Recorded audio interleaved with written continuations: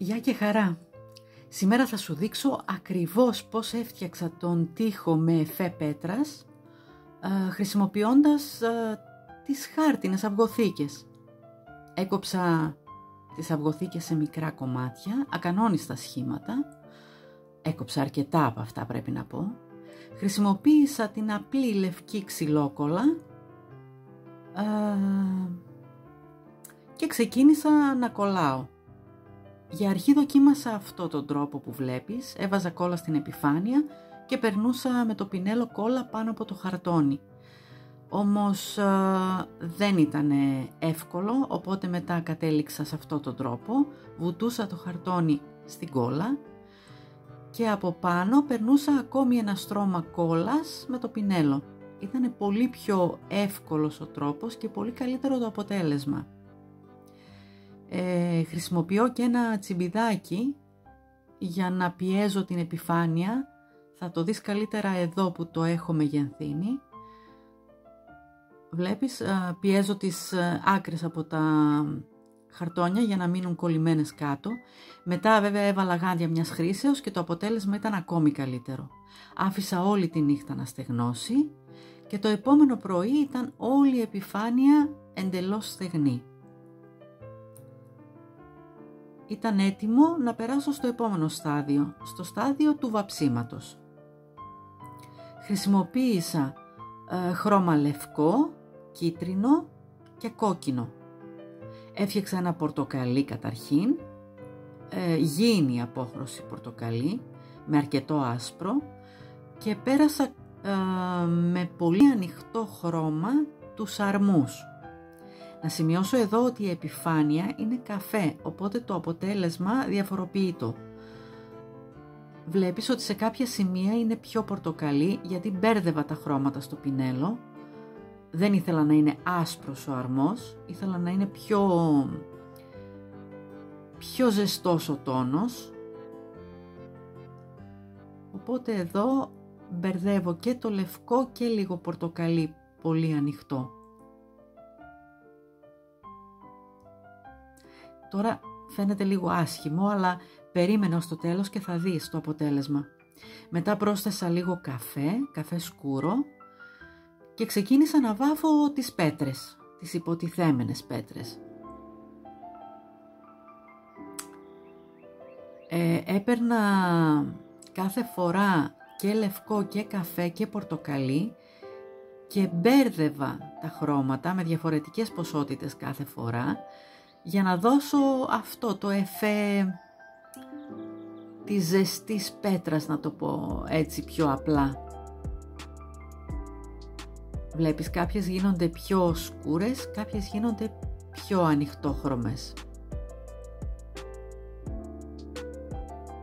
Αν κάποια πέτρα γινόταν πιο σκούρο χρώμα, μπορούσα να το διορθώσω κατευθείαν προσθέτοντας λίγο άσπρο ή λίγο πορτοκαλί.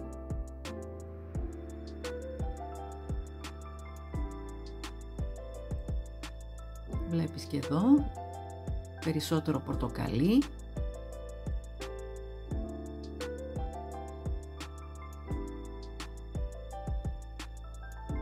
Και εδώ το ίδιο.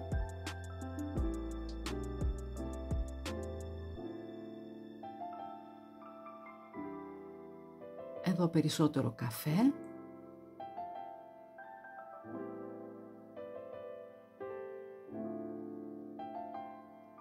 Λίγο λευκό πάλι για να το αλλάξω, να μην είναι τόσο έντονο.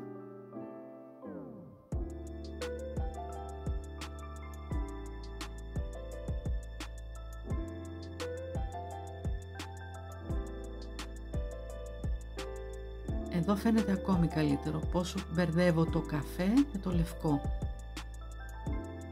Ήδη άρχισε η επιφάνεια και παίρνει τη μορφή που φανταζόμουν ότι θα έχει.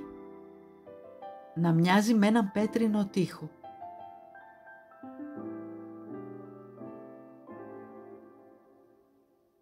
Συνέχισα να αναμειγνύω τα χρώματα.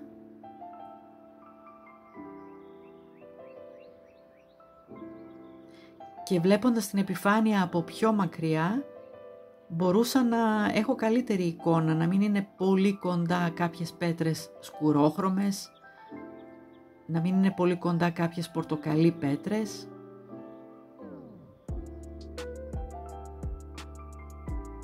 Πάντα με βοηθάει όταν ζωγραφίζω κάτι να το κοιτάω κατά διαστήματα από πιο μακριά ή μέσα από ένα καθρέφτη. Αυτό πάντα με βοηθάει στο να βλέπω πιο καθαρά τα λάθη που μπορεί να έχω. Ειδικά το τρίκ με τον καθρέφτη βοηθάει πάρα πολύ. Δοκίμασέ το αν θέλεις.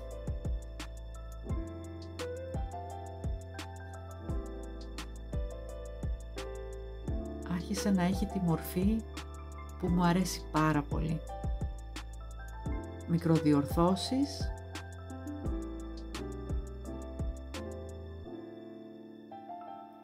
Πάντα χρειάζονται οι μικροδιορθώσεις. Αρκεί να ξέρεις πού θα σταματήσεις. Είναι ένα σημείο που με δυσκολεύει αρκετά, θα μπορούσα να πω.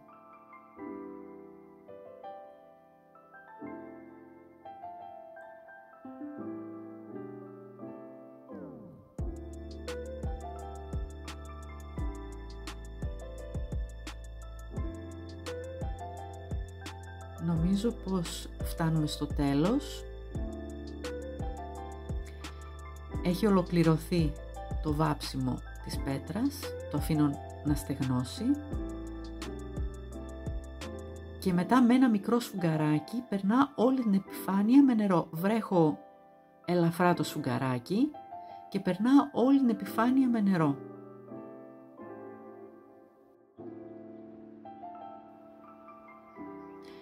Αφήνω πάλι να στεγνώσει και δες το αποτέλεσμα. Πριν το βάψω και μετά που το έβαψα. Τι λες? Χαίρομαι πολύ που μοιράστηκα όλη αυτή την εργασία μαζί σου. Αν σου άρεσε η δουλειά μου, μπορείς να κάνεις εγγραφή στο κανάλι μου ή και να μοιραστείς το βίντεο με τους φίλους σου. Τα λέμε!